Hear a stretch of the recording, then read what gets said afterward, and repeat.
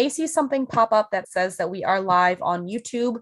We are not live. We are not broadcasting. No one is watching this, so you have nothing to worry about, okay? Okay, that's wonderful. All right, Karie. So I am looking at your resume on my screen over here, and I'm going to be taking some notes down below. So you will see me look around this way just a little bit.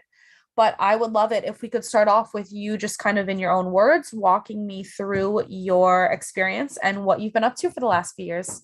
Okay, well, actually, the last few years I've been with Basil and Salt, which is my company. I started Basil and Salt when I divorced. I had 3 little kids at home, and I just started it from my Facebook page. And from there, it's grown. And oh gosh, I do everything. I handle all of the social media. I set up and handle the website and create all the content. I don't, let me back that up. I don't always create all of the content. Some of it is sent in, submitted, but I put all of it on the site. I do all the editing the photography, take some of the photography, source some of the photography.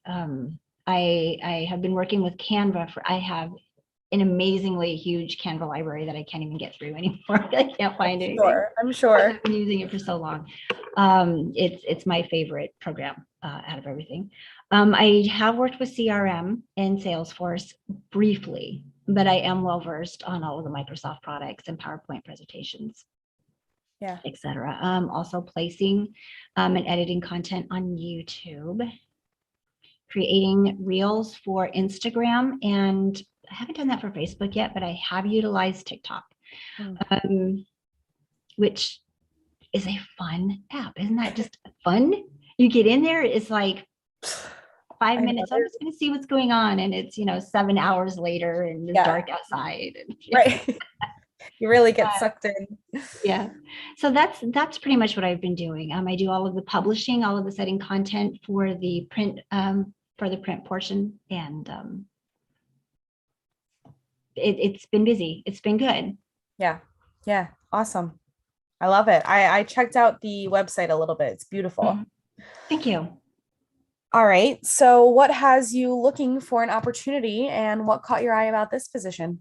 Well, the pandemic is what had me, when we went into lockdown, a lot of our advertisers went into lockdown as well, shut everything out. Some of them went out of business, which taught me just right away, I cannot count on my little teeny tiny business to support myself.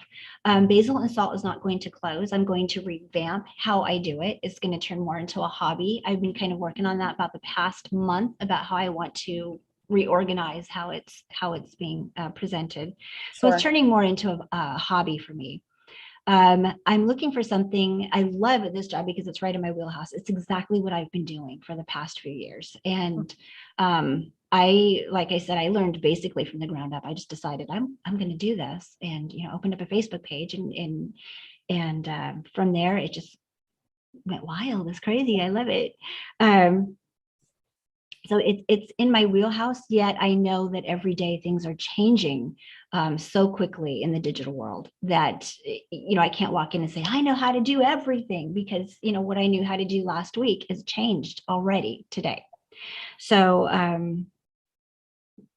okay, anyway, I just went off subject, but that's why I applied for the position. It is exactly what I have been doing. It's something that I feel comfortable in. And let's be honest, the real estate market is a pretty fascinating industry. It moves very quickly, and there's no room for someone to sit on their behind and just get bored. It just keeps rolling and keeps moving. So I like that aspect as well. And it's very close. It's just a few minutes away. That's not a bad gig then. There you go. It's right around the corner. Yeah. Awesome. I love it. Awesome. All right, Karie. So I know it doesn't seem like you've really had too much of a boss the last couple of years, luckily. But if I were to speak with someone maybe of your stature, or a former boss, or an old manager back in the day that you worked with, what do you think they would say was your greatest strength? That I work all of the time, that I am on all of the time. They can contact me at 8 o'clock at night, and I'm going to handle something. I think that would be it, as my work ethic. The job needs to be done. It's even, and if 9 to 5 doesn't cover it, and it needs to be done before morning, the job needs to be done. Yeah. Awesome. All right. On the flip side of that, what do you think they might say would be an opportunity for improvement? Probably the same area because I don't have a personal life, Fair enough. especially now that my children are all grown. Yeah. Yeah. Fair Takes enough. over. All right. Um, I have a couple of stranger questions that I do like to throw in the middle of the interview here, so bear with me. No problem. First one, what is your normal morning routine like? How do you typically get your days started?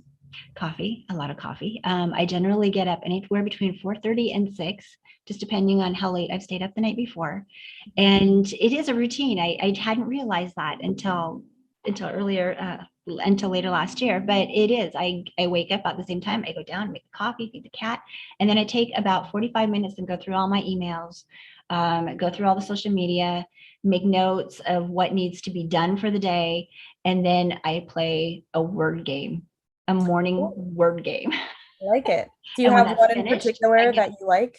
pardon? Do you have one in particular that you always go to? I do. Let me find it here. It is Word Wow. And they had started a new thing every morning or every 24 hours you can play. You can do this new thing that puts you, they call it daily drop. And you just, you have 3 different levels and you do that every morning. I do that every morning. Some people do it later, but Yeah. Awesome. I love it. it's relaxing. Yeah. Yeah, I like the word games for sure. Awesome. I love it. All right. Boring, but No, it's funny. That's why I asked if you have a specific one because I'm always like, there's always so many, and I'm really bad at them. So I get frustrated and then I delete the app and then I look for an easier one and then I'm really bad at that one. And it's a cyclical cycle for sure. yeah. All right. Next question. If I were to give you $50,000 right now for you to give to any kind of charity or organization or group, where would you give that money to? Salvation Army. Oh, very interesting. Awesome. Is They, that it? yeah, they have most of it goes to the people. Such a large percentage of it goes out to families in need, and they have programs, for people for rental assistance, for power assistance, for plus, just opening shelters, for people as well. But they help so many families in need. Yeah. Yeah. Wonderful. I love it. All right. 5 years from now, it's January 20th, 20. Oh my God, 27. Oh, where do you see yourself? When I'm 60, where do I see myself when I'm 60? I have no intention of ever retiring. I love working. I love what I do. I love keeping busy. I love creating. And so I guess I would see myself still working, still doing what I do as far as, hopefully leveling up, but still creating, still writing, still editing content, maybe not living in Ording. My children are grown, but yeah, I guess I don't really see too much of a change when Yeah. you hit my age. There's really, it's not like when I was 25 and Yeah. so that's it. I kind of see myself doing the same thing, still writing, still doing what I do, making more money at it, and not living here in Ording. I love it. I love it. Awesome. All right. Back to the job related questions here.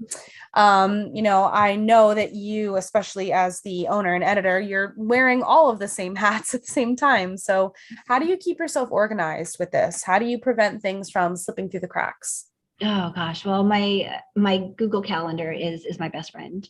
Mhm. But I always back that up with something written. I have a date book that apps that if it goes in one or the other, it goes in the other as well. Um, every morning when I go through and check my emails, I set my phone for the day. I have this coming up. You have this coming up, and I set it 15 minutes ahead of time. Blah blah blah, that type of thing. Mhm. And as far as things that I need to find during the day, everything is inside of a well-defined folder, in a little drive that I can take with me everywhere. Yeah, that's great. Yeah, I've totally embraced the digital age. It's so fantastic. Yeah, yeah, it is, especially when it comes to organizing. Hmm. Absolutely. So, how, which I'm sure that this never happens to you, but how do you feel when you have your whole day planned out and then 9 o'clock hits and that plan just completely goes out the window? So it changes. It happens. You just roll with it. You figure it Mhm. out and you make your day happen. Yeah, yeah, Yeah. If all my appointments cancel, whew, it's a day off. If that's right. if I Yeah, need to, it's oh, what am I going to do? I'm going to watch Midsummer Murders. I'm going to watch some murder mysteries. If and if and if something cancels or something just tips over sideways, then you just one thing at a time, just handle it one thing at a time. yeah, yeah. Can't get mad at Awesome. it. You can't get flustered or frustrated or sit on the floor, because then the whole thing goes past you and now you're really lost. So you Yeah, just got to handle it. yeah, definitely. Awesome. All right, Karie, talk to me about a time that you had to implement or create some kind of system or procedure to help things run a little bit better at work. What was that like? Oh, okay. Um, that's so strange because it's just me. Um, well, Yeah. I guess we can go back to when I was assistant director, with branch director with Home Interiors, and we in our branch had 5 different states. We had 5 states in the Northwest, and we handled over 2,000 girls. Wow. And when oh gosh, when I first came in, I didn't even know how to use email. I mean, it was that long ago, and I just barely opened up a computer system, and um, the person that I was working with, the branch director, she was even older than I, and she really didn't know. She was just getting comfortable with email as well. And we had so many girls, and we had so many directors. And when it came to ordering, we were the only office that they could go through if there was a problem. And nobody knew how to do anything. It was pretty funny. I mean, she knew how to, I mean, she'd been with Home Interiors forever, but when they became digital and started doing all the online ordering, it was very difficult for her. Yeah. So we had to sit down and create a system for all of the girls to contact the directors, to the directors to get through us if there was a problem, if there was, and now you look at it and it's just so simple. Mhm. Well, just get on the email, just, at the time it wasn't. And we had to create a system that basically we could get all the orders in by midnight, on one specific night on every Tuesday night, because nobody nobody even started their orders until Tuesday when they had all week to do it. So we had to create basically a funnel, Yeah. to get to us, to make sure there were no problems, if there were any inventory problems, who to call, how to find inventory across the country and get it in for our customers, because we want our product in their homes and not somebody else's. Yeah. So I guess that's probably the best that I can give you. Otherwise, Yeah. the past 10 years, it's just been me. Yeah. And, I just do what works best. Yeah. Yeah. Fair. Um, my goodness, I'm interested. It's so funny thinking about how, right, there was no technology just such a short time ago, really. Yeah. So when you were dealing with all of this stuff, when, you didn't really exactly know how to do everything, how did you start figuring out what to do when, nobody else really know what to do either? It's easy for me. And I know that sounds weird, but it's true. I mean, I work with other people my age, and they're still just plunking and they don't get it. And I'm like, Yeah. why can't you do this? I have found that picking up software is incredibly simple. And like, I work with WordPress, and when I first started with it, I had no idea. I got on and I'm like, okay, so I have a blog now. I don't know what to do with it. Yeah. Um, and of course, then I became fascinated by the fact it was limitless and you can create as many things as you wanted, inside of it. And um, when it came to WordPress, I know, what I wanted to do. And I would talk with chat and they'd say, no, you can't do it. You can't do that. This program doesn't do that. Well, I would find a way to make it do that. And I still do that. I was just working with a winery this morning and she goes, well, how does WordPress? And I said, well, here's how you backdoor it and how you get in and how you just do this. It's a very simple thing for me. I understand it. Yeah. It's funny when you say that, it's true. In school, I learned on a typewriter. I mean, isn't that crazy? Mhm. That's how old I am. Yeah. It is. It's so funny. I can see my brother's border of his wallpaper and I can see our first computer that we had in the kitchen in the same thought here. Yeah. Yeah. No, it is a very simple process for me. I'm lucky. I'm very fortunate that way. Yeah. Yeah. That's awesome. My I love brain that. works that way. Yeah. Yeah, for sure. All right. So, as you mentioned earlier, real estate is a very fast-paced industry. There's a lot of deadlines that are driving this. So there are times where you thought you had until Friday to roll this project out, but now it's Wednesday at 2 o'clock. And for whatever reason, it needs to be rolled out in an hour. So you just need to pivot and get it done. So Right. how do you feel about working in that kind of environment where, the pressure may be on and you need to just get it done, make it happen? Oh, that's fantastic. That is fantastic. Are you kidding? Yes. Then it's never, two things happen with that. One, when that's finished, oh, you got a little break, you got a little tiny lull that you didn't know that you were going to have. Mhm. Mysteries. And then, I love it. but also it, you know what, that adrenaline when you're getting something done is pretty awesome. Yeah. Yeah. That's awesome. I love it. I love the murder mysteries. All right. What are your salary requirements for this role, Karie? Looking for a minimum of 65. Okay, perfect. It's just it's just me. I'm responsible for everything. So yeah. Yeah, you need to be able to keep the lights on. I understand that. Right. I'm addicted to eating. Yeah. And those murder mysteries, we got to keep them flowing. All right. Would you say, and this will be an interesting one because you do both, would you say that you are a better project starter or finisher, and why? Gosh.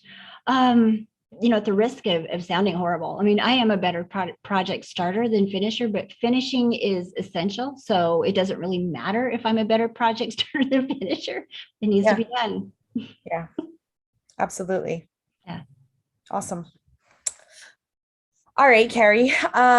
Coming back into the workforce, kind of, after you have been with your own company for so long, how do you feel about that? Are there any hesitations of coming back into the work and coming into an office with other people? What are your thoughts so far? Actually, I'm pretty excited. Yeah. When it comes to also, taking basil and salt to more of a hobby, I'm thinking that maybe I'll be able to rest a little, if that makes any sense. Because working from home, when you work from home, when I get up at 4, when I get up at 5 or 6, and I have my hour and a half where I kind of do my thing, I come and turn on the computer, and sometimes I realize I'm not turning it back off until 11 o'clock at night.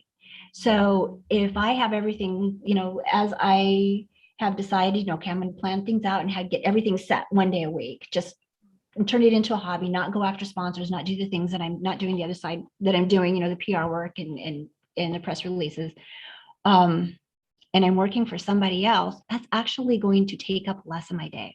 And maybe I can, I don't know, I actually wouldn't know. Maybe turn into a regular person where I come home at 6 o'clock and make dinner. Yeah. Yeah. TV. What does that mean? Yeah. Maybe on a date. I don't know. Yeah. Yeah. That's right. I love it. When I think about it, I think, fine now, I get a life. Yeah. When you work for yourself, you're chasing money. That's all you're doing. You're just chasing money all the time. Yeah. And that wouldn't be my largest focus anymore. Yeah. Yeah. That's Not fair enough. Yeah. Awesome. All right, Karie, I think that is going to be my main questions that I have for you. I want to just go through a couple quick scenarios here and then we'll be all set. So thank you so much for sticking through so far. I appreciate it. Okay, so for our first scenario, you will need to understand how a lockbox works within real estate. Are you familiar with those small black boxes? Okay, so normally there's a combination or there's a code that you can enter, but we're going to say for the sake of this scenario that all of the lock boxes, we will even say in all of the Pacific Northwest, All of them are completely electronic, and the only way you can get into these is with a key fob. So every agent or marketing person or receptionist of a brokerage, we all have these key fobs. So it doesn't matter if I'm in, Ording or Tacoma, we can swipe in here, but you have to have the key fob. Mm-hmm. So we will say that you are going to be an agent and you're selling a home for your clients. And your client only has one house key, but they say, don't worry about it, Karie, it's fine. We always just go through that back kitchen door, just leave that open and we'll be all set to go. So you take their only house key, you put it in that electronic lockbox, and then your clients leave for a day so that some other agents can come in and show the house to their clients. They head out, and your clients come back to their home to find that that back kitchen door is now locked, and they don't have a key fob to swipe into their lockbox. So now they're locked out of their own home. So they call you, they tell you what the deal is, but at this point in the day, you and half of the marketing team are on a fundraising event somewhere, and you wouldn't be able to make it back to that house for about 6 hours. Oh my So, gosh. yeah, it's going to be a long time. So, what could you do to try to get them back into their home as quickly as possible? I would call an agent that is close to them. I don't even care if they are from a different company. I would call an agent that is close to them and say, please go get over there and let those people into their house. I'd probably say it nicer than that, but that's what I would do. Yeah, awesome. Okay. And what could you do to make sure that your poor clients don't get locked out of their house again? Oh gosh. I mean, I don't know. How I'd make them another key. Yeah. I mean, you can't control what another agent does, Yeah. from another company, or even your own, even the people you show the house, if they turn around and you shut the door and you don't even realize, go make them a key. Yeah. In fact, I'd probably do that sometime, even before that happened. Here's like 5 keys to Yeah. I'm sorry, you couldn't do it yourself. Sorry. Yeah. Yeah. Fair enough. That's a very fair point. Awesome. All right. Next one. Let's say that again, you are going to be an agent, and this time you are selling a property for your client, and this property is absolutely beautiful. This is an old farmhouse from the 1900s, and it's on 10 acres of land, and you have beautiful views. And at the edge of the property is an old barn that your client has completely redone over the last 2 years in the pandemic. So now it's a gym and a movie theater and a home office, and it's going to be a huge selling point. It's beautiful. So, you've done all the marketing, you've taken great pictures, it's all over Instagram, it's on your website, it's everywhere that it can be, but you still want to make sure that whoever is walking into that house is also heading over and seeing that barn as well. So you are so successful and busy as an agent. It's not possible for you to be at every open house and every showing. So you have some of your team members help you out. Mm-hmm. But what are some things that you could do to make sure that whoever is walking into that house is also walking into that barn, even if you are not physically the agent to take them there? Oh gosh, I'd have, I don't really know what you call them because I don't mix in real estate yet. But I guess I'd have like some stand-up cardboard photos or something of, don't miss this, or in the barn, or next, or just to make sure that it's visible while they're inside the house in a very high traffic area, so that they know what's out there. Awesome. Awesome. I love it. All right, last one. Let's say that last minute, this is not something that would normally happen, but for the sake of the scenario, we will say that last minute, someone on the team had an emergency. So you are jumping in and helping them out, and you're going to sit in open house for them. So you show up to this open house with 5 minutes before it's supposed to start. But when you walk in, you hear one of the downstairs smoke detectors is chirping because of a dead battery. So for the sake of the scenario, you are in rural Washington somewhere. There's not a CVS next door that you could just pop into quickly. So knowing that people are on their way to the open house, what would you do there? Do I have time to get to the CV? Do I have time to get to the drugstore? No. No time to get to the drugstore. Damn. Okay. I better have some batteries with me at all times. That's what I'm going to say right now. If that is an option, or if that's something that happens, I better have some 9 volts with me all the time. Yeah. I would change it. Yeah. Awesome. All right. I assume there's a real estate emergency kit for stuff just like that. Yeah, right. Every realtor has one in their car, I'm sure. Yeah. All right, Carrie. Well, I think that is